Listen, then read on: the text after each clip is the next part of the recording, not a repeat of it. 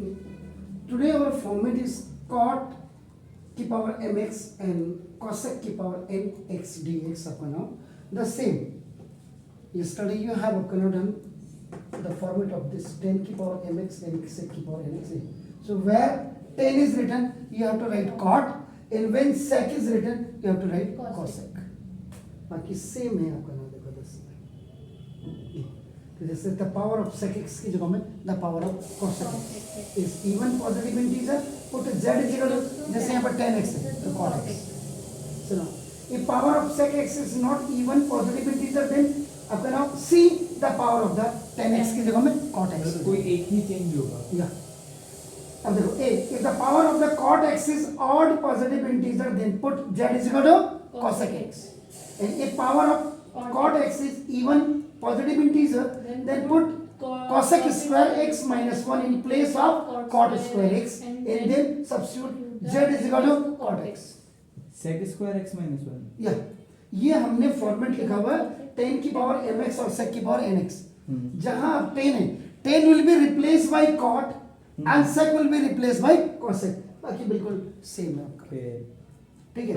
अब जैसे मैं अभी आपको एक क्वेश्चन इसका बताता हूँ आपका नाम का 10,000. यहाँ पे आपका देखो when I am doing solution तो solution देखो I is equal to cosec आपके देखो की पावर 4x dx. तो now देखो see so here the power of cosec x is 4 now which is even positive integer. This you have to specify here. अब अगर आप यहाँ जाते हैं आपका देखो ना this if the power of cosec x is even positive integer then put z is equal to cot x. यहाँ पे cot x वो 10 के लिए है सर. अच्छा अच्छा अच्छा. तो यहाँ let आपका z is equal to अपने क्या लिखना है cot x. Am I right? So now this is so differentiating both sides with respect to x. यहाँ differentiate होगा याद रखिएगा. Whenever you are keeping आपका because method of substitution means z you are keeping. dz by dx. dz is equal to cot x का क्या होता है आपका ना cot x का जल्दी बताइए. minus cosec x minus cosec square x. ठीक हो गया सर.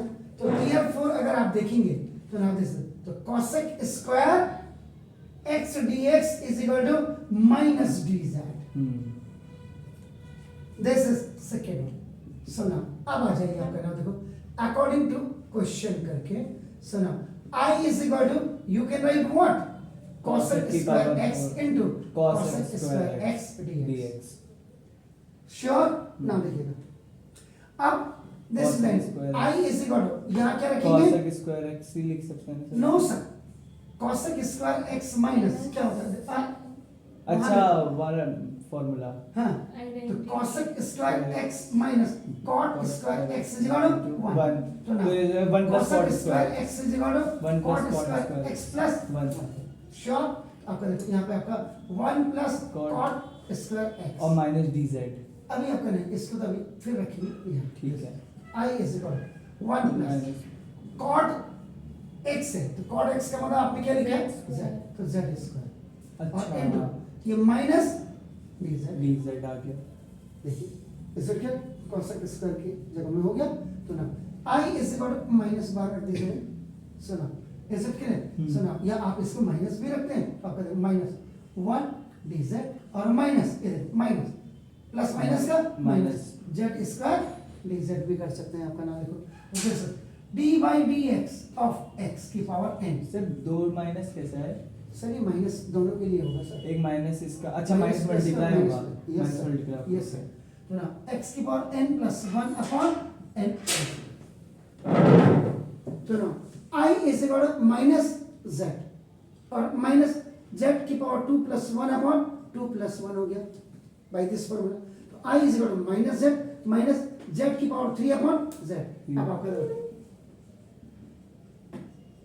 रिवर्स वैल्यू का मतलब अब आपका z इज इक्वल टू आप उल्टा रख देंगे वहां पे क्या रखा था ऊपर सर cot x.